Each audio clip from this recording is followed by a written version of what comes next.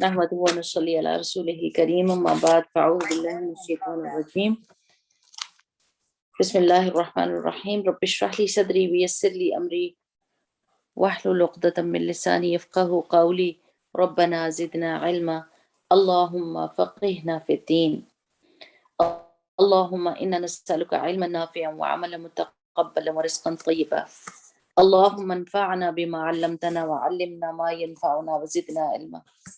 سب سے اچھی بات یہ ہے کہ جو علم حاصل کیا جائے اس سے کوئی فائدہ ہو تو مزے کی بات ہوتی ہے، بجائے اس کے کہ صرف علم کی باتیں اپنے کانوں میں انڈیلتے رہیں ہم اور اس کو دل تک نہ لے کر جائیں تو پھر کوئی فائدہ نہیں۔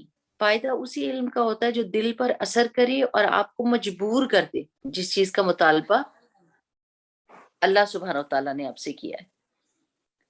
تو اصل میں تقویٰ ہے ہی یہ کہ انسان ہر اس کام کو کرنے کی لگ جائے جو اللہ سبحانہ تعالیٰ کی پسند کا ہو اور ہر اس چیز سے بچنے کی کوشش میں لگ جائے جو اللہ تعالیٰ کو ناراض کرنے والا ہو، تو پھر زندگی کا مزہ آنے لگ جاتا ہے۔ ہم اصل میں زندگی کے مزے سے محروم ہوتے ہیں نارملی، یعنی لوگ اتنے سینسٹیو ہی نہیں رہے اس چیز کے بیچ میں۔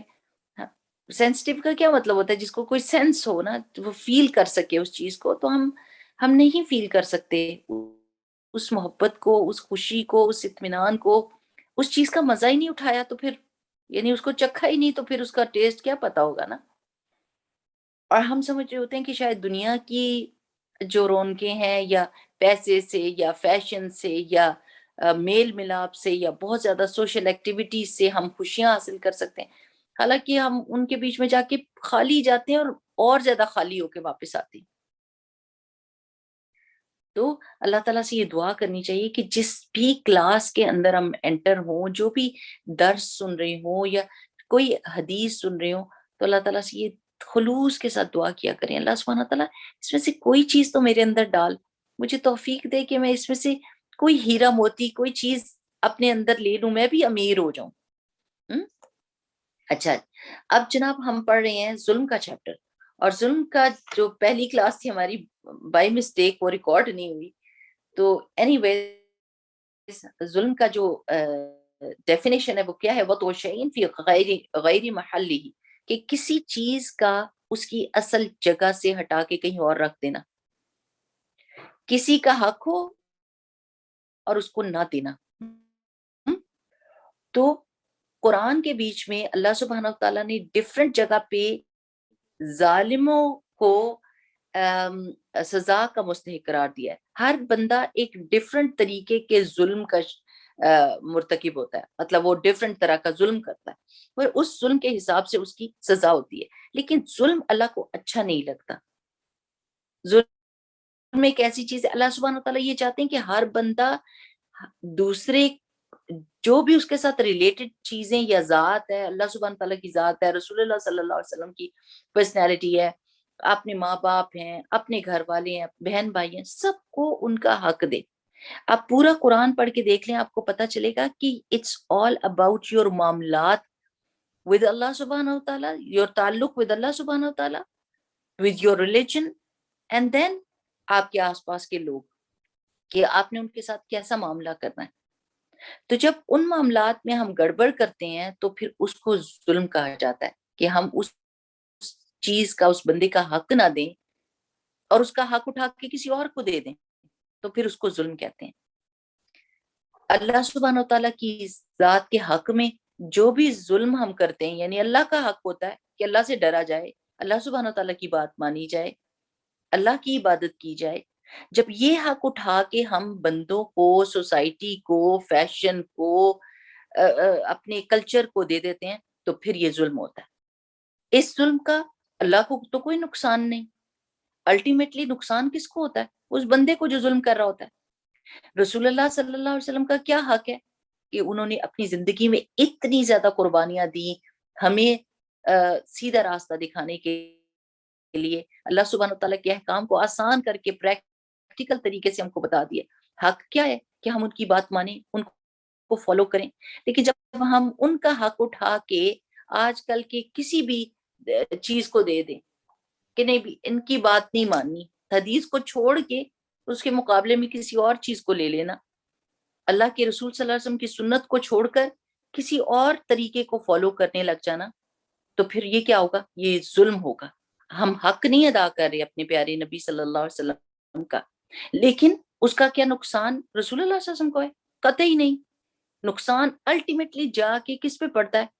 وہ جو بندہ ڈس اوبے کر رہا ہوتا ہے، خود اسی کی زندگی مشکل ہو جاتی ہے، اسی کی زندگی میسڈ اپ ہو جاتی ہے، اور انسان ٹھوکریں کھاتا رہتا ہے، کبھی ادھر کھاتا ہے، کبھی ادھر سے ٹھوکر پڑتی ہے تو ادھر چلا جاتا ہے، ادھر سے ٹھوکر پڑتی ہے ادھر چلا جاتا ہے، اور انسان کہیں ٹک نہیں سکتا، کوئی جماؤ نہیں اس کی زندگی میں آتا، کوئی ٹھہراؤ نہیں آتا، کوئی سکون نہیں آتا۔ پھر ماں باپ کا کیا حق ہوتا ہے کہ ماں باپ کو انسان کیسے ٹریٹ کرے؟ نرمی سے بات کرے، برداشت کرے، وہ انفیئر بھی ہوں تو ان کو برداشت کرے، ان کو ٹالریٹ کرے، کیونکہ جب ہم بچے تھے تو ہم بہت انفیئر تھے کہ ماں کو سونے کی ضرورت تھی تو ہم نے اس کو اٹھایا، ماں تھکی ہوئی تھی تو ہم نے اس سے سروس لی۔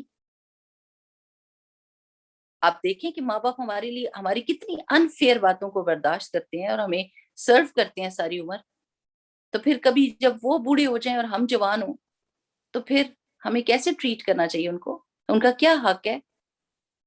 سب آس پاس کے لوگوں سے زیادہ ماں باپ کا حق ہوتا ہے، تو پھر ان کو ان کا حق نہ دیا جائے اور اٹھا کے دوستوں کو دے دیں۔ آج کل تو یہی ہو رہا ہے نا کہ ماں باپ کے ساتھ سختی سے بات کرنا، ان کو برے طریقے سے ٹریٹ کرنا، اور جیسے ہی کسی سہیلی دوست کا فون آ جائے تو اس کے ساتھ ایسے بات کرنا کہ جیسے وہ سب سے زیادہ اس کے احسان ہماری ذات پر ہے، اور ماں باپ دیکھ رہے ہوں کہ میرے ساتھ بات کرنے کا طریقہ کیا تھا اور اپنی سہیلی کے ساتھ بات کرنے کا کیا طریقہ ہے، میری چھوٹی چھوٹی چیز پہ کیسے پکڑ ہوتی ہے اور دوستوں کی کتنی بڑی بڑی باتیں برداشت ہو جاتی ہیں، تو یہ پھر ظلم ہے نا۔ تو ہم بہت ساری چیزوں میں ظلم کر جاتے ہیں اور ڈفرینٹ لیولز پر ظلم ہوتے ہیں۔ بس صرف اللہ سبحانہ وتعالیٰ ہم سے کیا چاہتے ہیں کہ ہم پوری کوشش کریں کہ علم کی بنیاد کے اوپر، علم کی بنیاد پر ہم ظلم سے بچیں۔ اگر علم نہیں نہ ہوتا تو ہم اپنے آپ کو جسٹیفائی کرتے رہتے ہیں کہ نہیں میں نے تو ٹھیک کیا تھا، اس کے ساتھ ایسے ہی بندوبست ہونا چاہیے تھا، اس کو سب کے سامنے ہم کو جو ہے نا اس کے سارے پردے اٹھانے چاہیے تھے، کیونکہ وہ یہ کرتی ہے، یہ کرتی ہے، یہ کرتی ہے۔ لیکن جب آپ کو علم ہوتا ہے نا تو پھر آپ کو پتا ہوتا ہے کہ کس طریقے سے کسی معاملے کو ہینڈل کرتے ہیں، کسی بندے کو ہینڈل کرتے ہیں، اس میں آپ پوری سی کوشش کرتے ہیں۔ علم کے بغیر نہ تو ہم اللہ سبحانہ تعالیٰ کا حق دے سکتے ہیں، نہ نبی کریم صلی اللہ علیہ وسلم کا حق دے سکتے ہیں، نہ ماں باپ کو ان کا حق دے سکتے ہیں۔ علم کے بغیر یہ نہیں ہوگا۔ کیوں؟ کیونکہ علم کے بغیر جو لوگ فیصلے کرتے ہیں وہ دل کی بنیاد پہ کرتے ہیں، اپنے دل کو ٹرسٹ کرتے ہیں کہ میرے دل کو یہ بات اچھی لگی تو میں یہ کروں گی، اور میرے دل کو یہ بندہ اچھا لگا، اور میرے دل کو یہ طریقہ اچھا لگا۔ دل تو گہری کھائی میں ڈالے گا اگر اس کو ہدایت نہ ملی ہوئی تو علم کے ساتھ ہی آپ دل اور اپنے نفس کی باغیں پکڑ لیتے ہیں اور ان کو سیدھے راستے پر چلاتے ہیں، ورنہ یہ اتھرے گھوڑے کی طرح ہوتے ہیں۔ جو ٹیم نہیں ہوا ہوتا نا، وہ اپنی پیٹھ پہ بیٹھنے دیتا ہے، وہ اتنی زور زور سے جھٹکے مارتا ہے کہ انسان نیچے زمین پہ گرے اور اس کو روند بھی دیتا ہے اگر اس کے آگے آ جائے تو دل اور نفس جو ہوتے ہیں وہ ظلم کے اوپر راضی ہو جاتے ہیں اگر ان کے پاس علم نہیں ہوگا۔ تو علم کا ہونا بہت ضروری ہے۔ پچھلی دفعہ ہم نے یہ حدیث قدسی پڑھی تھی، اور حدیث قدسی کا مطلب ہوتا ہے کہ اللہ سبحانہ وتعالی کی بات ہوتی ہے لیکن رسول اللہ صلی اللہ علیہ وسلم اپنے الفاظ میں بیان کرتے ہیں۔ جیسے میں آپ کو ڈائریکٹ کوئی بات کہوں اور آپ کہیں جا کے کہیں کہ سسٹر حمیرہ نے یہ بات کہی تھی اور آپ اپنے الفاظ استعمال کریں، اس طرح حدیث قدسی ایک تو قرآن ہے نا، اللہ سبحانہ وتعالی کی بات ہے، اللہ ہی کے الفاظ ہیں، ٹھیک ہے نا۔ اور جب رسول اللہ صلی اللہ علیہ وسلم اللہ سبحانہ وتعالی سے روایت کریں کہ اللہ سبحانہ وتعالی نے یہ کہا ہے تو اس کو کہتے ہیں حدیث قدسی، ٹھیک ہے نا۔ اللہ سبحانہ تعالیٰ قدوس ہے نا، اس سے۔ اور ہم نے کیا پڑھا تھا کہ اللہ سبحانہ تعالیٰ نے فرمایا انی حرمت علی نفسی الظلم وعلی عبادی فلا تظالموا، کہ بے شک میں نے اپنی نفس پر ظلم کو حرام کر دیا، کہ اللہ سبحانہ تعالیٰ کبھی بھی ظلم نہیں کریں گے، کسی کے اوپر ظلم نہیں کریں گے، جس کو جس کا حق ہوتا ہے وہ مل کر رہتا ہے۔ تو اے میرے بندوں، اور بندوں کے اوپر بھی ظلم کو حرام کیا ہے، تو آپس میں ظلم نہ کرو۔ تو کبھی بھی اللہ سبحانہ تعالیٰ سے یہ گمان نہیں کرنا کہ اللہ سبحانہ تعالیٰ نے مجھے میرا حق نہیں دیا۔ ظلم کا تو یہی مطلب ہے نا کہ کسی کو اس کا حق نہ دینا، ہے نا یہی بات۔ تو کبھی بھی یہ گمان نہیں کریں کہ اللہ تعالیٰ نے مجھے میرا حق نہیں دیا، یہ ہو ہی نہیں سکتا۔ اللہ سبحانہ تعالیٰ نے اپنے نفس پہ ظلم کو حرام کیے۔ جو بھی فیصلہ ہماری زندگی میں ہوگا وہ اللہ سبحانہ تعالیٰ کی حکمت کے بنیاد پر ہوگا، ٹھیک ہے نا۔ کچھ تو ہے نا جو ہم اپنی غلطیاں کرتے ہیں اور بھگتتے ہیں، ٹھیک ہے نا، لیکن کچھ تقدیر کے فیصلے ہوتے ہیں، ان پہ اللہ سبحانہ تعالیٰ کی تقدیر پہ راضی ہونا ہوتا ہے۔ جیسے کبھی خدا نخواستہ کسی کو کوئی بیماری ہو جاتی ہے، کسی کا کوئی اولاد میں سے فوت ہو جاتا ہے، کسی کے ماں باپ چلے جاتے ہیں، کسی کا پیسہ ڈوب جاتا ہے، اور انسان سارا وقت یہ سمجھتا ہے کہ شاید میرا حق تھا یہ چیز لیکن میرے سے چھین لی گئی، اور اس کو یہ نہیں پتا ہوتا کہ یہ چیز اس کے حق میں اچھی ہی نہیں تھی۔ اللہ تعالیٰ ظلم نہیں کرتے، اللہ سبحانہ تعالیٰ کا ہر فیصلہ حکمت پر مبنی ہوتا ہے۔ جیسے وہ سورہ کہف میں آتا ہے کہ وہ بچہ جو تھا وہ مار دیا گیا، اور ان ماں باپ کو اس سے بہتر اولاد دی گئی۔ جو لوگ بیمار ہوتے ہیں تو ان کو یہ پتا ہونا چاہیے کہ اللہ سبحانہ تعالیٰ کی نظر میں کسی بندے کا ایک درجہ ہوتا ہے، وہ بہت اچھا بندہ ہوتا ہے، اور اللہ سبحانہ تعالیٰ چاہتے ہیں کہ وہ جنت کے اس اعلیٰ درجے پر پہنچے، لیکن وہ اپنی کوشش سے اس جگہ تک پہنچ نہیں پا رہا ہوتا، اور اللہ تعالیٰ پھر بات کرتے ہیں نا۔ ایسا نہیں ہوگا کہ قیامت کے دن کہیں گے کہ بس یہ اچھا لگتا تھا تو اس کو ڈالنا ہی ڈالنا ہے، اور اس کا عمل کچھ نہ ہو، نہیں۔ پھر اللہ سبحانہ تعالیٰ اس بندے کو کسی آزمائش میں ڈال دیتے ہیں، اور وہ صبر کرتا ہے، اور وہ اس درجے پر، جیسے لفٹ نہیں، آپ کو آپ سیڑھیاں چڑھیں تو کتنی دیر لگے سیڑھیاں چڑھنے میں، اور کتنی مزدوری لگتی ہے نا، لیکن کوئی ایسی آزمائش ہوتی ہے جو لفٹ کی تیزی کے ساتھ آپ کو اوپر لے جاتی ہے، نہ آپ کی کوئی اسٹرگل لگ رہی ہوتی ہے نہ کچھ، بس آپ کھڑے ہوئے ہوتے ہیں ایک جگہ ٹکے ہوئے ہوتے ہیں، تو وہ لفٹ آپ کو وہ اوپر پہنچا دیتی ہے۔ تو اسی طرح کبھی کبھی ہماری زندگی میں آزمائشیں جو ہوتی ہیں اللہ سبحانہ کی طرف سے، جو ہم نے بچنے کی کوشش کی ہوتی ہے کہ ہم کسی بھی آزمائش میں نہ پڑے، لیکن اللہ کی طرف سے آ جاتی ہے، تو ہمیشہ یہ گمان کرنا چاہیے اللہ تعالیٰ سے کہ میرا رب کبھی ظلم نہیں کرتا، میرے رب کی ہر بات میں حکمت ہے، ہر بات میں مجھے اس کی شان نظر آتی ہے، مجھے پکا پتا ہے کہ اللہ سبحانہ تعالیٰ نے میرے ساتھ رحمت کا ہی معاملہ کرنا ہے، اور یہ چیز مجھے میرے درجے بلند کر رہی ہوگی، اللہ سبحانہ تعالیٰ کا قرب نصیب کر رہی ہوگی۔ کبھی ایسے ہوتا ہے کہ ہم زندگی میں کبھی اللہ تعالیٰ کی قربت کو محسوس ہی نہیں کرتے، کبھی ہماری آنکھوں میں نمی آتی نہیں، جب ہمارا پیٹ بھرا ہوا ہوتا ہے، ہماری سب چیزیں ٹھیک ٹھیک چل رہی ہوتی ہیں، تو ہم اس درجے تک پہنچ ہی نہیں سکتے، وہ جو ایمان کی لذت ہوتی ہے اور مٹھاس ہوتی ہے۔ لیکن کوئی ایسا چھوٹا سا جھٹکا پڑتا ہے تو ایک دم ہمارے سجدے لمبے ہو جاتے ہیں، ہمیں مزہ آنے لگ جاتا ہے اللہ تعالیٰ سے باتیں کرنے میں، ہمارا دل چاہتا ہے کہ کوئی بھی نہ ہمارے آس پاس ہو اور ہم اللہ سبحانہ تعالیٰ سے باتیں کریں، ہماری آنکھیں نم ہو جاتی ہیں۔ تو وہ ایک چیز ایسی ہے کہ وہ اس سچویشن میں پڑے بغیر آپ کو مل نہیں سکتی۔ جیسے کوئی ڈاکٹر بننا چاہتا ہے تو وہ راتوں کو جاگتا ہے، لوگ سوئے ہوتے ہیں، وہ محنت کرتا ہے، جب لوگ چھوٹے چھوٹے ٹیسٹ دے کر پاس ہو کے اگلی کلاسوں میں جا رہے ہوتے ہیں، اور ان کے چھوٹے چھوٹے مقاصد ہوتے ہیں، لیکن ایک ڈاکٹر کا مقصد بہت بڑا ہوتا ہے، اس کے دل میں ایک پیشن ہوتا ہے، میں نے لوگوں کی مدد کرنی ہے، لیکن میں نے یہ ڈگری لینی ہے، اس کے بغیر میں وہ کام نہیں کر سکتا۔ تو پھر وہ اس مشکل میں سے، اس مصیبت میں سے گزر کر ہی اس کو وہ ڈگری ملتی ہے۔ ایک بندہ جو مشکل مصیبتوں میں سے گزرنے کے لیے تیار ہی نہیں ہے، اور جو اس میں سے گزرا ہی نہیں ہے، تو پھر اس کو تو وہ ڈگری نہیں مل سکتی۔ تو اللہ سبحانہ تعالیٰ سے کبھی بھی یہ گمان نہ کریں کہ اللہ تعالیٰ کسی کے ساتھ ظلم کرتا ہے. خدا نہ خواستہ کسی کے موت ہو جاتی ہے تو آپ نے یہ نہیں کہنا کہ ہائی مجھ سے تو ڈائجسٹ ہی نہیں ہو رہا کہ یہ ہوا تو ہوا کیسے, اللہ تعالیٰ نے یہ کیا کیسے. اللہ سبحانہ تعالیٰ ہر چیز کر سکتے ہیں, وہ مالک ہیں, لیکن اس کے باوجود اللہ سبحانہ تعالیٰ حکمت والے ہیں, علم والے ہیں. وہ اللہ تعالیٰ کو وہ پتا جو ہمیں نہیں پتا. آپ ہائی وے پہ جا رہے ہو اور آپ کو جو ہے نا وہ ڈیٹ ورڈ دے دیتے ہیں, آپ کہتے ہیں تو ہم کہتے ہیں او ہو یہ کیا مصیبت ہے, کیوں نکالا ادھر سے ہم کو. تو پتا چلتا ہے کہ آگے آپ نے 10 گھنٹے بند رہنا تھا. اگر ایک قدم بھی آپ آگے چلتے تو آپ کے 10 گھنٹے ضائع ہو جانے تھے, کیونکہ آگے ایکسیڈنٹ ہوا تھا اور یہ روڈ تو کھلنے والی ہے ہی نہیں تھی. شکر کریں کہ آپ کو انہوں نے ایگزٹ دی اور ادھر سے نکال دیا. تو کبھی کبھی ہماری زندگی میں ایسی اللہ سبحانہ تعالیٰ ہم کسی راستے پہ چل رہے ہوتے ہیں, اللہ تعالیٰ ہمیں کسی اور راستے پہ ایسے موڑ دیتا ہے اور ہم کہتے ہیں یہ کیا ہوا, میں نے تو وہ کرنا تھا, میں نے تو وہ کرنا تھا. اور پتہ چلے بعد میں بیٹھ کے بندہ سوچے کہ یا اللہ اگر تو نے اس جگہ سے مجھے نہ ہٹایا ہوتا تو میرا کیا بنتا.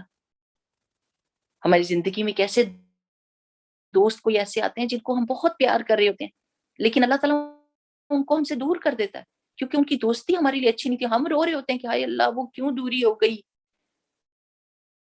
اور یہ نہیں پتا ہوتا کہ اللہ سبحانہ تعالیٰ نے ہمارے ساتھ کتنا بڑا بھلائی کا معاملہ کیا کہ ہم کو اس سے دور کر دیا, ورنہ وہ ہمارا ساری ایمان کو لے ڈوبتا. تو ہمیشہ اللہ تعالیٰ سے اچھا گمان کرنا ہے اور یہ یاد رکھنا ہے کہ اللہ سبحانہ تعالیٰ کبھی بھی ظلم نہیں کرتے. یہ ہمارا ایمان ہے. اگلی حدیث ہے عن ابی ہریرہ یقول, ابو ہریرہ رضی اللہ تعالیٰ عنہ کہتے ہیں کہ قال ابو القاسم صلی اللہ علیہ وسلم نے فرمایا, رسول اللہ صلی اللہ علیہ وسلم کو اپنی یہ کنیت اچھی لگتی تھی کہ ان کو ابو القاسم کہا جائے. تو حضرت ابو ہریرہ وہی بات کرتے ہیں جو رسول اللہ صلی اللہ علیہ وسلم کو پسند ہوتی تھی کہ ابو القاسم نے فرمایا, من اشارہ جس نے اشارہ کیا, الی اخیہ اپنے بھائی کی طرف, بحدیدۃ کسی لوہے کے ساتھ یعنی لوہے کی چیز کے ساتھ, فإن الملائکۃ تو بے شک ملائکہ تلعنہ اس کے اوپر لعنت کرتے ہیں, اس بندے پر جو اپنے بھائی کی طرف لوہے کی چیز کے ساتھ اشارہ کرتا ہے اس پر لعنت کرتے ہیں. حتی یدعہ یہاں تک کہ وہ اس کو رکھ دیتا ہے, وَإِنْ كَانَ اور چاہے وہ ہو, اخواہ اس کا بھائی, یا بھی اس کی ماں اب اس کے باپ کی طرف سے, وَأُمِّهِ اور اس کی ماں کی طرف سے, یعنی سگا بھائی بھی ہو, تب بھی اس کو یہ اجازت نہیں ہے کہ وہ اپنے بھائی کی طرف لوہے کی چیز کے ساتھ اشارہ کرے. چھری ہاتھ میں پکڑی ہو اور کہیں یہ دیکھو ادھر, کرتے ہو کہ نہیں کرتے ہو, میں ماروں گی, ایسے کرتا ہے نا انسان. اور اتنا ڈینجرس ہوتا ہے کہ شیطان کسی بھی وقت ہاتھ سے چھڑوائے اور وہ اس اگلے بندے کو لگ جائے تو کتنا ریگریٹ ہوتا ہے. کبھی ایسی ہاتھ میں سے کوئی چیز چھوٹ کے کسی کو لگ جائے تو کتنا ریگریٹ ہوتا ہے کہ اللہ میں نے ہاتھ میں رکھی کیوں تھی. اتنا ڈر لگتا ہے کہ کوئی چیز ایسی کانٹا ہاتھ میں فورک اٹھایا اور اپنے بچوں سے کہہ رہے ہو رکھو رکھو یہاں پر بیٹھو یہاں پر بیٹھو. نو, ایسے نہیں کرنا چاہیے, کیونکہ یہ جو نوکدار چیزیں ہوتی ہیں, آپ کو پتا ہے کہ رسول اللہ صلی اللہ علیہ وسلم کی ایک حدیث ہے کہ ہماری مسجد میں اس وقت مسجد نبوی میں وہ تھا نا, یعنی لوگ گزر بھی جاتے تھے کہ اگر شارٹ کٹ جیسے کرنے کے لیے نا, تو رسول اللہ صلی اللہ علیہ وسلم نے منع فرمایا تھا کہ کوئی بھی اپنے نیزے کو سیدھا رکھ کے نہیں آئے, ایسے چلتے ہوئے ہاتھ میں لیا ہوا اس کا منہ نیچے کر. اب اگر آپ ہوم اکنامکس پڑھیں یا اس طرح کے سبجیکٹس پڑھیں جس میں وہ آپ کو مینرزم سکھاتے ہیں یا چیزیں پکڑنے کا طریقہ سکھاتے ہیں, تو وہ آپ کو بتائیں گے کہ آپ نے چھری کیسے پکڑنی ہے اور دوسرے کو ہینڈل کیسے کرانی ہے, کہ اس کی نوک کس طرف ہونی چاہیے نیچے, کہ نہ آپ کو نقصان ہو نہ دوسرے کو نقصان ہو. یہ پیارے نبی صلی اللہ علیہ وسلم نے کتنے عرصے پہلے بتا دیا. کبھی آپ نے سنا ہوا نا کہ لوگ ایسے ہی مذاق میں بندوق سے اشارہ کرے اور وہ چل گئی. اپنی میں نے سنا تھا کہ کوئی ایسے کر رہا تھا, وہ تو مطلب اشارہ نہیں کر رہا تھا لیکن وہ صفائی کر رہا تھا, اور سامنے بہن بیٹھی تھی تو چرے تھے اس میں چھوٹے چھوٹے وہ جو مارنے کے لیے برڈس کو ہوتے ہیں, وہ چل گئے تو اس کی آنکھ میں لگ گئے. تو لوہے کی چیزیں ایسی ہوتی ہیں, یہ جو نوکدار چیزیں ہوں یا ڈینجرس ہوں, ان سے نہ اشارہ کرنا چاہیے کیونکہ اچانک غلطی ہو جاتی ہے اور جس کا ریگریٹ بہت بڑا ہوتا ہے. تو ایسی بات اس لیے کہہ دی گئی کہ ہم یہ کام کریں ہی نہ. کبھی بھی اپنے بہن بھائیوں کی طرف، اپنے بچوں کی طرف، کسی بھی طرف لوہے کی چیز ہاتھ میں ہو تو اس کو رکھ کر بات کریں، کیونکہ ہاتھ ہل جاتے ہیں اور ہاتھ سے چیز چھوٹ جاتی ہے۔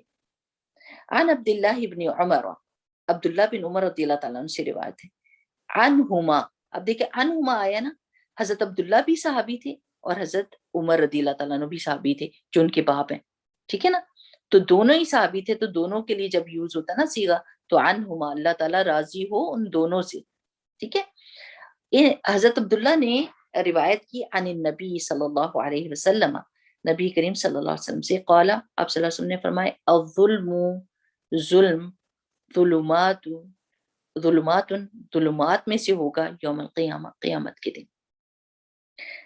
کسی نے کوئی ظلم کیا ہو، اس کی توبہ نہیں کی، اس کا مداوع نہیں کیا، اس کا کفارہ نہیں کیا، اسے جان نہیں چھڑائی دنیا میں، تو قیامت کے دن وہ اندھیرا بن کر آ جائے گا۔ آپ کو پتہ ہے نا قیامت کے دن ہم کو کتنی روشنی کی ضرورت ہے۔ قرآن پاک میں آتا ہے نا کہ وہ دعا پڑھنی چاہیے ہم کو، ربنا اتمم لنا نورنا، اور کیا پڑھتے ہیں، اللہم اجعل فی قلبی نورا، ہم نور کی اتنی دعائیں مانگتے ہیں، اتنی دعائیں مانگتے ہیں، کیونکہ نور جو ہے نا وہ زندگی ہے، وہ آسانی ہے۔ آپ کسی گھر میں جاتے ہیں، کسی کمرے میں جاتے ہیں، اور اگر اندھیرا ہو تو آپ کو کتنی بے چینی لگتی ہے، مجھے کچھ نظر نہیں آ رہا، کہاں جاؤں، کہاں سے وہ چیز اٹھاؤں، مجھے نظر نہیں آ رہی۔ جیسے ہی آپ بتی چلاتے ہیں آپ کو سکون ہو جاتا ہے، ہر چیز نظر آ رہی ہے۔ کہیں پر کیڑے مکوڑے کا، سانپ کا ڈر ہوتا ہے تو انسان کتنا ڈرتا ہے، ایک دم بتی چلاتا ہے سکون میں ہو جاتا ہے، چلو کوئی چیز ہوئی بھی تو نظر آ جائے گی، انسان اپنی پروٹیکشن کر سکتا ہے۔ تو نور جو ہوتا ہے وہ سکون کا باعث ہوتا ہے، اطمینان کا باعث ہوتا ہے، اللہ تعالیٰ کی رحمت ہوتی ہے۔ اور جب کبھی اندھیرے سے آپ کو وحشت ہو نا، کبھی بتی چلی جاتی ہے، رات کا وقت ہوتا ہے، کبھی کہیں پر جا رہے ہوتے ہیں، سڑک پہ جا رہے ہوتے ہیں، اندھیرا ہے، گھر میں اندھیرا ہو گیا ہے، تو ڈر لگے نا، تو اس وقت نور کی دعا ضرور مانگیں، اور اللہ تعالیٰ سے یہ دعا ضرور کریں کہ اللہ سبحانہ تعالیٰ ربنا اتمم لنا نورنا، ہمارے قیامت کے دن اللہ سبحانہ تعالیٰ نور، کمپلیٹ نور دینا کہ میں اینڈ تک اپنے گول تک پہنچ جاؤں، اپنی ڈیسٹینیشن تک پہنچ جاؤں، کیونکہ منافقوں کا نور ان کے ناخن کے بیچ میں ہوگا، اتنا چھوٹا ٹمٹمائے گا کہ نہ ان کو راستہ نظر آئے گا، کسی کام کا نہیں ہوگا ان کا نور۔ پتہ ہے کیوں؟ کیونکہ دنیا میں ان کا ایمان کسی کام کا نہیں تھا، کہ جب ان کو دنیا نظر آتی تھی تو وہ فٹافٹ دنیا کو اختیار کر لیتے تھے اور ایمان کو سائڈ پر لگاتے تھے کہ آپ ادھر بیٹھو، اس وقت ہمیں دنیا چاہیے، اس وقت مجھے یہ پارٹی چاہیے، اس وقت مجھے یہ فیشن چاہیے، اس وقت مجھے یہ محفلیں چاہیے، اس وقت میرے پاس ٹائم نہیں ہے نماز کا، قرآن کا ٹائم نہیں ہے، تسبیح کا ٹائم نہیں ہے، دعا کا ٹائم نہیں ہے، لیکن دوستوں کے لیے بہت ٹائم ہے، ٹی وی کے لیے بہت ٹائم ہے، فیس بک کے لیے بہت ٹائم۔ تو یہ ایسے ظلم ہے جو جیسے جیسے جیسے آپ کو پتا نا بیٹری کسی چیز کی ڈاؤن ہوتی ہے، آپ کو، ہم سب کو بہت پتا ہے کہ ہمارے ٹیلی فون کی بیٹری کیسے ڈاؤن ہوتی ہے۔ میری بہن بتا رہی تھی کہ ایئرپورٹ کے اوپر پہنچی، اور وہ آج کل بہت زیادہ ایئرپورٹ کے اوپر کرتے ہیں نا کووڈ کا چیزیں، ہمارے سے اتنے سارے فارمز فل کرائے، اللہ اللہ اتنا مشکل کر دیا ٹریول کرنا۔ Anyways she was there and she was trying to show them کہ everything was done, but everything was on her phone, اور فون کی بیٹری ڈائی ہو رہی تھی، اور اس کی پتہ نہیں تھوڑا سا پرسنٹ رہ گیا تھا، اور وہ اتنی پریشان تھی، اتنی پریشان تھی۔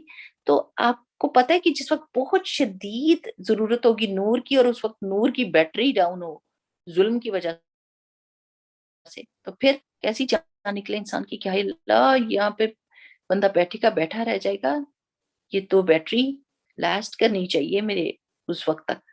تو جو ظلم کرے گا قیامت کے دن اس کے نور کی بیٹری ڈاؤن ہی ہوتی جائے گی، جتنا بڑا ظلم ہوگا اتنے اندھیرے ہوں گے گہرے۔ تو اللہ سبحانہ تعالیٰ سے توبہ کرنی چاہیے۔ سب سے پہلے پتہ ہے کہاں سے شروع کرنا چاہیے کہ ظلم میں کر تو نہیں، اللہ سبحانہ تعالیٰ کی ذات سے دیکھیں کہ میں اللہ تعالیٰ کے احکام کو پورا کر رہی ہوں کہ نہیں، کہیں ایسا تو نہیں کہ میں وہاں گڑبڑ کر رہی ہوں، اور وہ ظلم الٹیمیٹلی میری اپنی ذات کے ساتھ ظلم ہے۔ ہماری جان کا یہ حق ہے کہ ہم نے اس کو جنت میں پہنچانا ہے، کوشش کرنی ہے، باقی اللہ کا رحم ہوگا۔ اٹیمپٹ کرنا ہماری ذمہ داری ہے، اس میں غلطی کوتاہی ہوگی وہ اللہ تعالیٰ اپنی رحمت سے معاف کر دے گا، لیکن ایٹ لیسٹ کوشش اور اٹیمپٹ. تو اللہ سبحانہ تعالیٰ سے یہ دعا کرنی چاہیے کہ اللہ تعالیٰ کم از کم جو فرائض آپ نے کہے ہیں نا اس میں گڑبڑ نہ کروں. نماز، روزہ، حج، زکوٰۃ، یہ ان چیزوں میں گڑبڑ نہیں ہونی چاہیے. پھر کہ میں اپنے پیارے نبی صلی اللہ علیہ وسلم کی بات جب سنتی ہوں تو میں پورے دل سے اور خلوص سے اور محبت سے اس کو مانتی ہوں اور اس پہ کوشش کرتی ہوں. یقین کریں کہ عورتوں پہ آ کے ایسی یعنی ناخن تک نہیں کاٹتی، ناخن نہیں کاٹتی. اللہ اکبر وللہ الحمد. یہ تو فطرت میں سے بات ہے میری بہنوں. یہ تو ابراہیم علیہ السلام کو جو اللہ تعالیٰ نے احکام دیے تھے نا، فَأَتَمَّهُنَّ، اللہ تعالیٰ نے کہا انہوں نے سب کے سب کو پورا کر دیا. اور میں ناخن کاٹنا بھی تھا، جسم کے زائد بالوں کو صاف کرنا تھا. اگر عورتوں سے یہ کہہ دیں کہ حدیث ہے کہ یہ اپنی بھویں نہیں منڈوانی، جان نکل جاتی ہے ان کی، تو کیا ہم جنگل کے ساتھ رہیں؟ آپ نے اس کو جنگل بنایا کیوں؟ اللہ تعالیٰ نے تو بڑا پیارا آپ کو بنایا تھا. یعنی یہ حدیثیں عورتوں پہ بڑی بھاری پڑتی ہیں، جو کہ سمپل چیزیں ہیں، سمپل چھوٹی سی بات ہے. ناخن کاٹتے ہیں، ناخن گندگی کی علامت ہے. آج کل تو مسلمان لڑکیاں اتنے اپنے ناخن نہیں ہوتے تو اوپر نیلز لگا لیتی ہیں. اللہ اللہ استغفر اللہ ربی من کل ذنب واتوب. دیکھ کے صحیح کراہت آتی ہے کہ یا رب العزت یہ کس طرح واش روم جاتی ہوئی اور پھر واش روم سے آ کے کھانا کیسے کھاتی ہوئی. استغفر اللہ العظیم، استغفر اللہ العظیم. نہ صفائی نہ پاکی، یعنی فطرت سے ہی بندہ ہٹے. تو کم از کم ان چیزوں پہ تو ظلم نہ کریں. یہ باتیں نہیں مانیں گے تو پھر کس پہ ظلم ہوگا؟ اپنے ہی منہ میں سارے جرمز جا رہے ہوں گے نا. اور پھر یہ دیکھیں کہ اپنے ماں باپ کا حق ادا کریں کہ نہیں، اپنے ہسبینڈ کا حق ادا کریں کہ نہیں، اپنے بچوں کا حق ادا کریں کہ نہیں. ہم نے اپنا حق ادا کرنا ہے. ہم نے اپنے حق کی فکر نہیں کرنی. نو سوری، ایسے کہنا چاہیے اپنے فرائض ادا کرنے. ہم نے اپنے فرائض ادا کر رہے ہیں اور اپنے حق کی فکر بعد میں کرنی ہے. الٹا حساب ہو گیا. آج کل لوگ اپنے حقوق کی آوازیں اتنی اٹھاتے ہیں لیکن اپنے فرائض سے بالکل غافل ہوتے ہیں. اپنے سارے معاملات گڑبڑ کیے ہوئے اللہ تعالیٰ کے ساتھ، نبی کریم صلی اللہ علیہ وسلم کے ساتھ، ماں باپ کے ساتھ، اور کسی چیز سے ڈرتے نہیں. I'm not scared of anything. This is a regular sentence nowadays. I'm not scared of anything. You should be scared, at least for yourself. What is consequence of your deeds? ہر چیز کو بے باکی پر لا کر بولڈنس کہہ کے اور بدتمیزی کو جو ہے وہ ایکسپٹ کر لیا گیا ہے. تو ڈرنا چاہیے کہ کوئی ایسا کام نہ کرے کہ قیامت کے دن اندھیرے سامنے آ جائے. جتنا جتنا بڑا ظلم کیا ہوگا اتنا اتنا بڑا اندھیرا ہو جائے گا اور راستہ دیکھنا بڑا مشکل ہے. اس دن دوڑ بھاگ کا دن ہے، اس دن صرف بھاگنے کا دن ہے اور ہر بندے کی اپنی روشنی ہی اس کے کام آئے گی. وہ دوسرے کی روشنی میں نہیں چل سکے گا.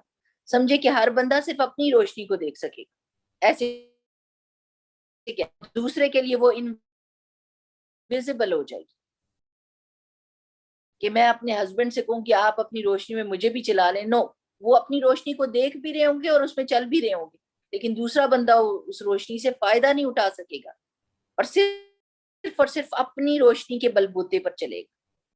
اور جس نے جتنا بڑا ظلم کیا ہوگا اتنی جلدی جلدی اس کی بیٹری جو ہے وہ ڈاؤن ہوگی یا شروع میں ہی لو ہوگی اس کی بیٹری. اگلی حدیث ہے عن ابن عباس رضی اللہ عنہما. اب یہ ابن عباس کون ہے؟ بیٹے بھی عباس رضی اللہ تعالیٰ عنہ کے صحابی ہیں اور حضرت عباس رضی اللہ تعالیٰ عنہ بھی صحابی ہیں. تو دونوں سے اللہ تعالیٰ راضی ہو تو صیغہ کیا آیا ہے؟ انہما. ٹھیک ہے نا، اللہ ان دونوں سے راضی ہو.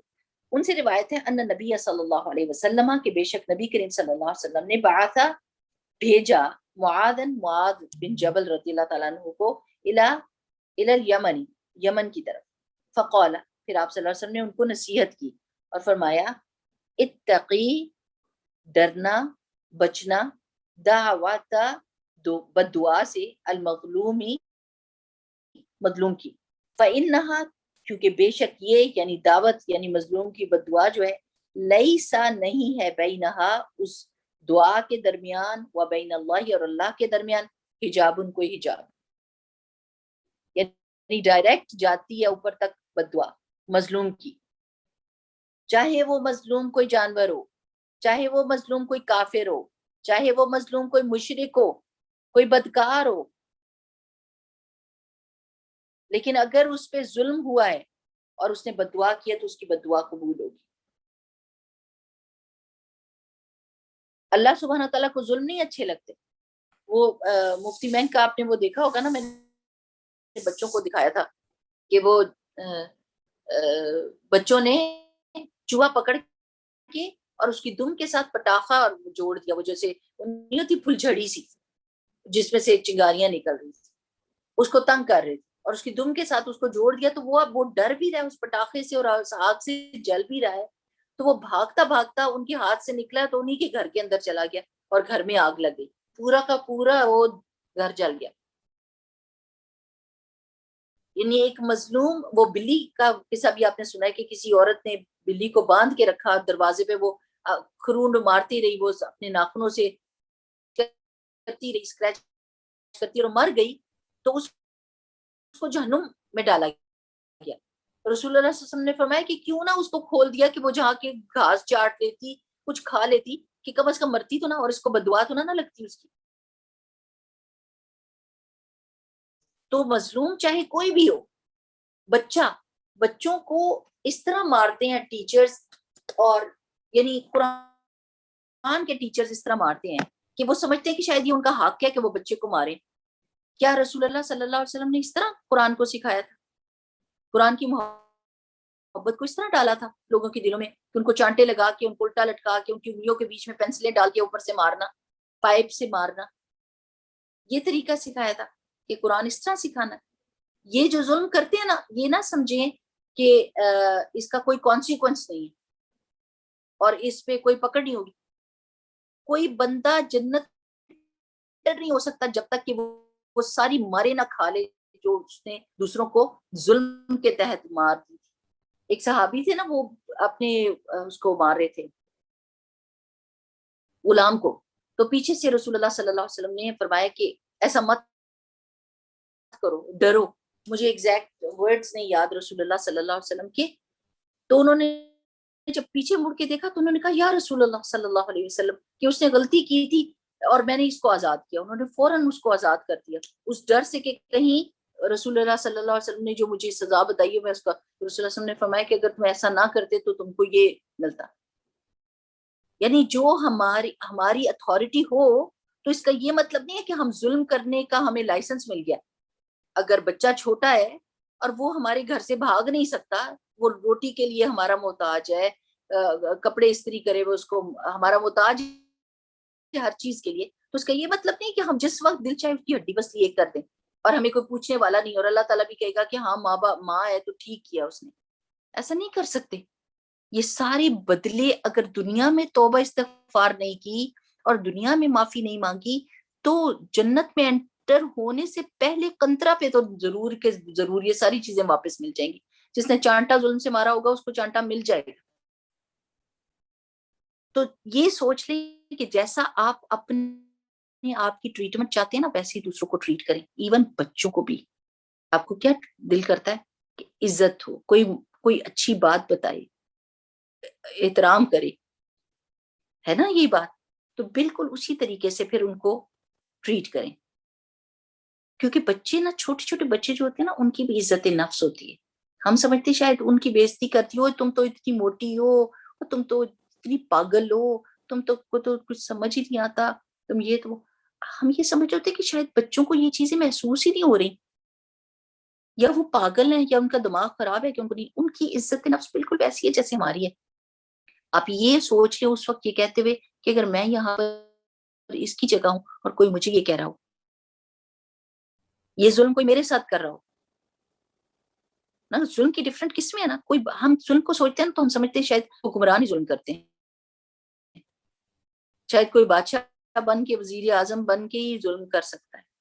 نہیں نہیں نہیں نہیں, ہر بندہ اپنے لیول پر اپنی اتھارٹی کے مطابق وہ اپنے آپ کو ایروگنٹ بنا لیتا ہے اور ظلم کرتا ہے.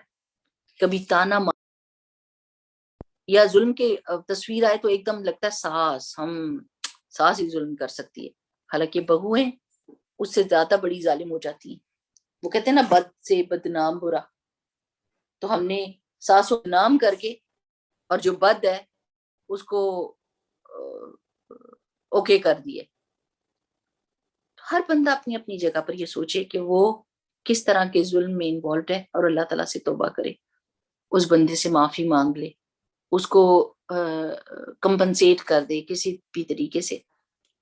ہمارے ماموں تھے نا, اور انہوں نے کیا کیا کہ ہمارے گھر میں یعنی ماموں کے گھر میں میں نے سنا ہے امی سے یا کسی نے واقعہ سنایا تھا کہ ہر روز بلی آتی تھی اور وہ گڑبڑ کرتی تھی اور دودھ کا برتن گراتی تھی اور دودھ پی جاتی تھی یا کچھ ایسا کچھ کرتی تھی. ان کو بڑی تنگی ہوتی تھی, وہ کہتے تھے میں اس کو پکڑوں گا ضرور. تو ایک دفعہ کیا ہوا کہ وہ کمرے کے اندر انٹر ہوئی تو ان کو نظر آ گئی اور یہ اس کے پیچھے بھاگے ہیں, تو وہ دروازے سے نکلی تو اس کی دم دروازے کے بیچ میں تھی, انہوں نے دروازہ اور پھر وہ چلی گئی. لیکن امی بتاتی ہیں کہ اتنے شدید بیمار ہوئے ماموں, اتنے شدید بیمار ہوئے کہ لگتا کہ فوت ہو جائیں گے. توبہ کی کہ ایسا کام ان سے ہوا. یعنی وہ ایک جانور تھا لیکن اس کی تکلیف, اگر اس کو تکلیف دی تو پھر اس کا بدلہ ملا. تو کبھی بھی کسی پر ظلم نہیں کرنا چاہیے, کیونکہ اس کا بدلہ ضرور ملتا ہے. اگر وہ بددعا دے وہ تو اس کی قبول کی جاتی ہے, اور اللہ سبحانہ وتعالیٰ یہ نہیں دیکھتے کہ یہ غیر مسلم ہے یا مسلم ہے. یہ سب کے سب دنیا میں اللہ تعالیٰ کے بندے ہیں, اور اللہ سبحانہ وتعالیٰ کو اپنے ہر بندے سے پیار ہے. ہم کسی پر یہ کہہ کے ظلم نہیں کر سکتے کہ یہ تو کافر ہے, اس کو جس طرح مرضی مار لو یا جس طرح مرضی چیٹ کر لو یا جس طرح مرضی کا ظلم اس کے اوپر کر لو. نہیں, یہ اور لوگ سوچ سکتے ہیں, ایک مومن نہیں سوچ سکتا. ٹھیک ہے نا. اچھا, اب چلیں ادھر ہم روک کے نا اس چیز کو, اور یہ اگلی حدیث ہے ہم بعد میں پڑھیں گے. میں آپ کو آج حضرت حذیفہ بن یمان کے بارے میں کچھ بتانا چاہتی ہوں. میں نے پچھلے ہفتے تو پریپیئر کیا تھا کہ میں عبداللہ بن مسعود کے بارے میں آپ کو بتاؤں گی, لیکن میں نے کہا چلو ایسا کوئی صحابی لیتے ہیں کہ جن کے بارے میں زیادہ لوگوں کو پتہ نہیں ہوتا, کیونکہ عبداللہ بن عباس کے بارے میں, عبداللہ بن مسعود کے بارے میں کافی کچھ پتا ہے لوگوں کو. تو حضرت حذیفہ بن یمان رضی اللہ تعالیٰ عنہ جو تھے, ان کے ابو جو تھے وہ بیسیکلی تھے مکہ سے, لیکن ان سے کوئی ایسی جرم ہوا کہ وہ مکہ مکرمہ سے مدینہ چلے گئے اور وہیں جا کر کسی وہاں کی عورت سے شادی کی اور مدینہ میں ہی آباد ہوئے, اور حضرت حذیفہ وہیں پر پیدا ہوئے. حضرت حذیفہ بن یمان جو تھے وہ مسلمان گھرانے میں پیدا ہوئے تھے. جیسے آپ کو پتا نا حضرت عائشہ رضی اللہ تعالیٰ عنہ کے امی ابو بھی مسلمان تھے. یہ بہت بڑی بات تھی اس وقت کہ کسی کے امی ابو مسلمان ہوں, ہے نا. تو اکثر و بیشتر ایسا ہوتا تھا کہ بچے مسلمان ہو جاتے, ماں باپ نہیں ہوتے تھے, ماں باپ ہوتے تھے تو کوئی اور نہیں. تو یہ مسلمان گھر میں پیدا ہوئے تھے اور ان کو رسول اللہ صلی اللہ علیہ وسلم سے بہت زیادہ پیار تھا. رسول اللہ صلی اللہ علیہ وسلم کے رازدار تھے حضرت حذیفہ بن یمان رضی اللہ تعالیٰ عنہ. اور ایسا ہوا کہ یہ حضرت حذیفہ اور حضرت یمان یعنی باپ بیٹے مکہ میں تھے. تو جب یہ واپس آ رہے تھے تو یہ جنگ بدر میں نہیں نا شریک ہوئے تھے حضرت حذیفہ, حالانکہ مسلمان تھے. تو اس کی وجہ یہ ہوئی تھی کہ یہ دونوں باپ بیٹا جو تھے وہ یہ مکہ سے ٹریول کر کے مدینہ کی طرف آ رہے تھے. تو مشرکین مکہ نے پکڑ لیا تھا اور ان کی جان اس لیے چھوڑی تھی یہ وعدہ لینے کے بعد کہ آپ اگر ہماری جنگ ہوتی ہے مسلمانوں کے ساتھ تو آپ اس جنگ میں مسلمانوں کے ساتھ شریک نہیں ہوں گے. اور انہوں نے جان چھڑانے کے لیے کہہ دیا کہ ہاں, اور جب آ کے رسول اللہ صلی اللہ علیہ وسلم کو یہ بات بتائی کہ یا رسول اللہ ہم نے تو یہ وعدہ ان سے کیا تھا, تو کیا کریں ہم، مطلب توڑ دیں اور جنگ میں شریک ہو جائے. تو رسول اللہ صلی اللہ علیہ وسلم نے فرمایا تھا ہم قریش سے کیے گئے معاہدے کو پورا کریں گے اور اللہ تعالیٰ سے مدد طلب کریں گے. سبحان اللہ. ابھی آپ نے پڑھا نا ظلم نہیں کرنا.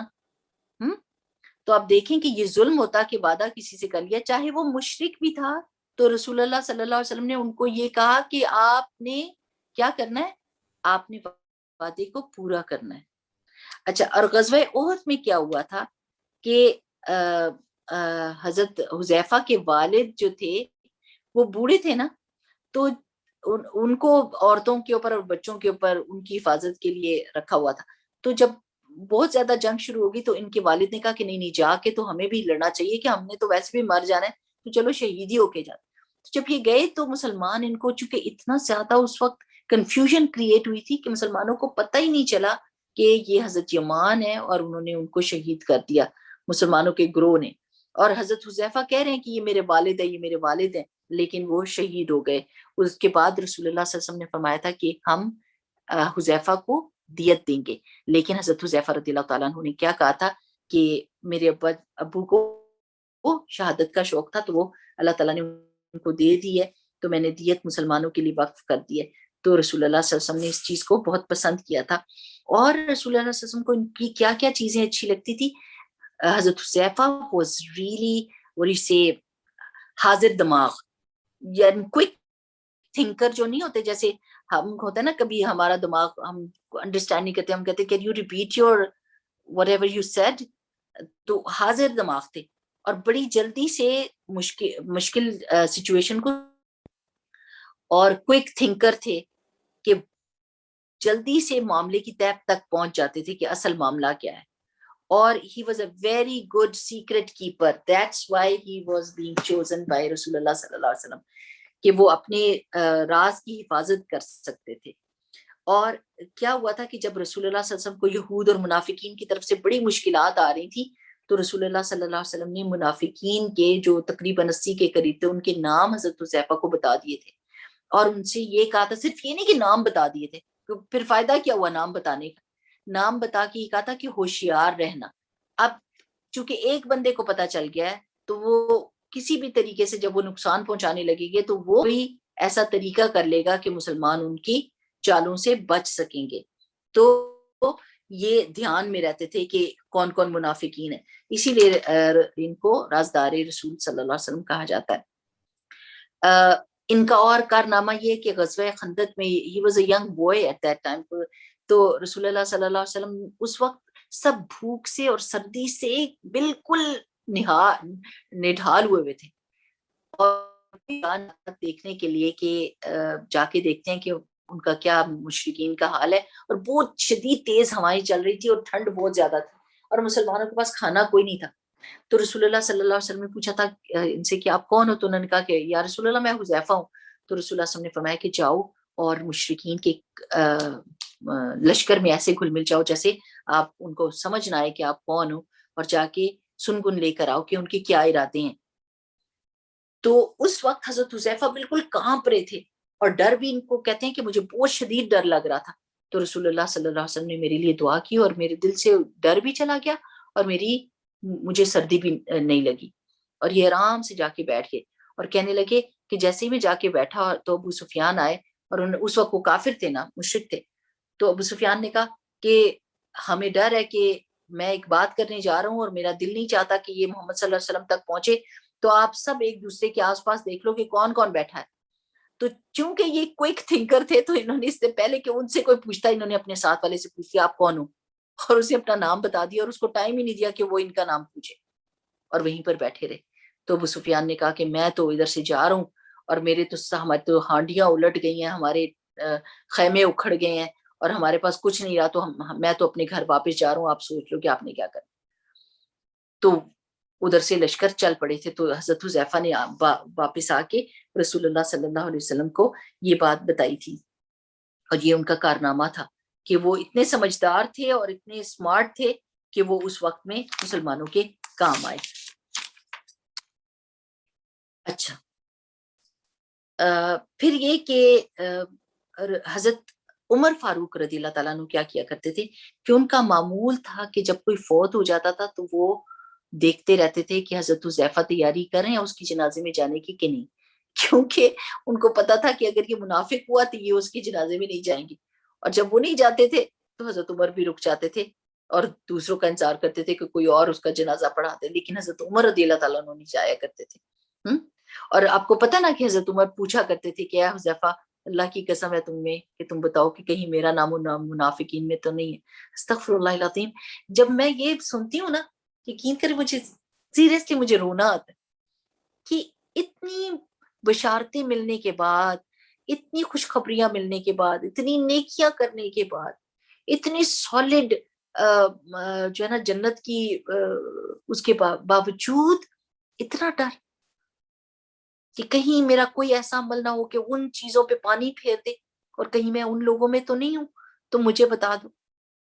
ہم ذرا اپنے آپ کو سوچیں، ہم چھوٹا سا کوئی کام کر لیتے ہیں، ہم سمجھتے ہیں کہ ہم نے تو جنت کی کنفرمیشن لے لی ہے اللہ تعالیٰ سے، ایسے بے پرواہ ہو جاتے ہیں، ایسے بے فکر ہو جاتے ہیں کہ سمجھتے ہیں کہ شاید وہ چیز قبول ہی ہو گئی ہے۔ اللہ تعالیٰ نے اس چیز پہ پردہ کیوں رکھا ہوا ہے ہماری نیکیوں کے اوپر؟ وعلیکم السلام۔ اور ان کے رزلٹ کے اوپر کیوں پردہ رکھا ہے؟ تاکہ ہم ڈرتے ڈرتے نیکیاں کرتے ہی رہیں اور ہم رکے نہ، اور ہمیں تو پتہ بھی نہیں کہ کون سی قبول ہوئی ہے اور کون سی خدا نخواستہ ہم نے اپنے ہاتھ سے اس کو ختم کر دیا۔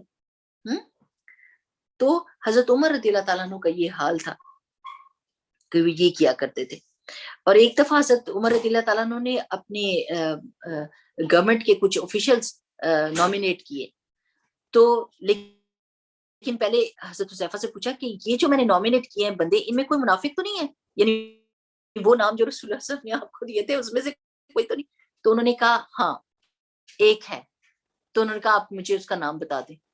تو حضرت حذیفہ نے کہا یہ میں نہیں کر سکتا، یعنی جو انہوں نے رسول اللہ صلی اللہ علیہ وسلم سے وعدہ کیا تھا کہ وہ منافقین کے نام اوپنلی بلنٹلی نہیں بتائیں گے، وہ نہیں بتائیں گے، تو انہوں نے اس وعدے کو پورا کیا، یہ بتا دیا کہ منافق، انہوں نے پوچھا ہے، انہوں نے کہا ہاں جی ہے، ایک ہے۔ تو حضرت عمر رضی اللہ تعالیٰ عنہ نے اپنی ثوابدید پر غور فکر کر کے اسی بندے کو نکالا۔ اچھا، حضرت حذیفہ رضی اللہ تعالیٰ عنہ اللہ تعالیٰ سبحانہ تعالیٰ سے ڈرتے بھی بہت تھے، ان کے دل میں اللہ سبحانہ تعالیٰ کا خوف تھا کہ جب مرض الموت میں تھے تو پوچھنے لگے کہ تم لوگوں نے میرا کفن تیار کر لیا؟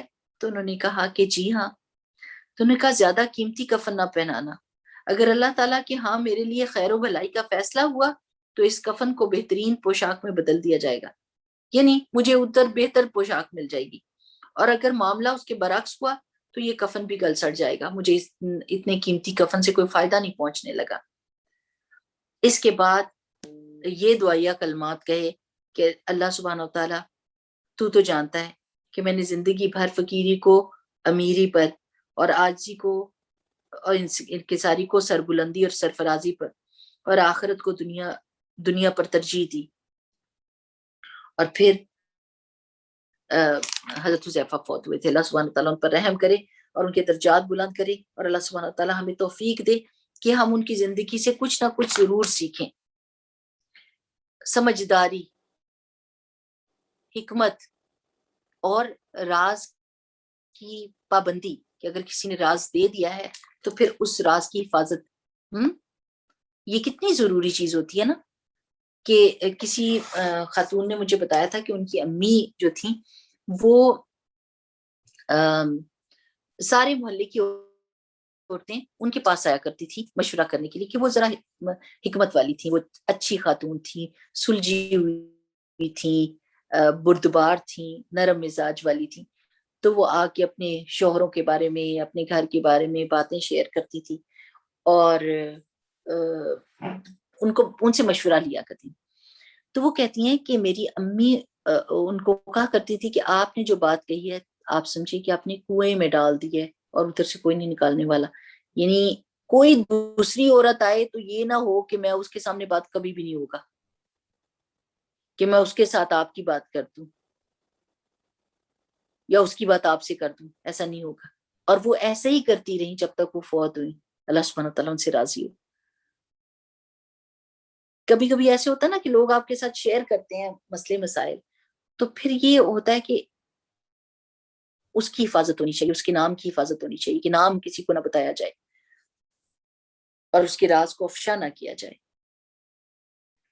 اب آپ دیکھ لیں حضرت عمر بھی تو صحابی تھے نا، اور وہ پوچھتے تو وہ کہتے چلے یہ صحابی ہیں، یہ تو قابل اعتبار ہیں، یہ تو کسی کو نہیں نہ بتائیں گے، میں ان کو بتا دیتا ہوں کہ یہ منافق کا نام یہ ہے، لیکن نہیں، انہوں نے جو ایک وعدہ کر لیا تھا وہ کر لیا تھا، نہیں بتایا۔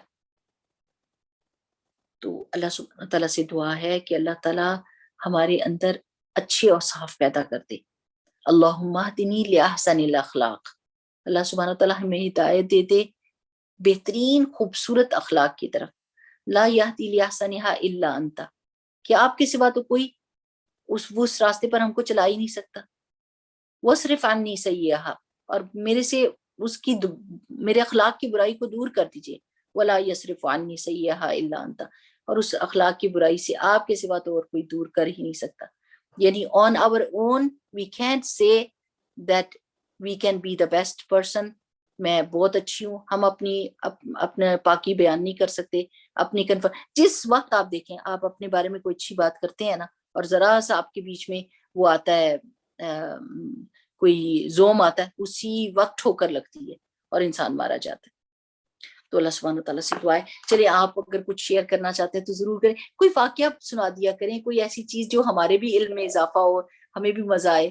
کبھی زندگی میں کتنے ایسے واقعات ہو جاتے ہیں نا۔ بسم اللہ، جی بولیں۔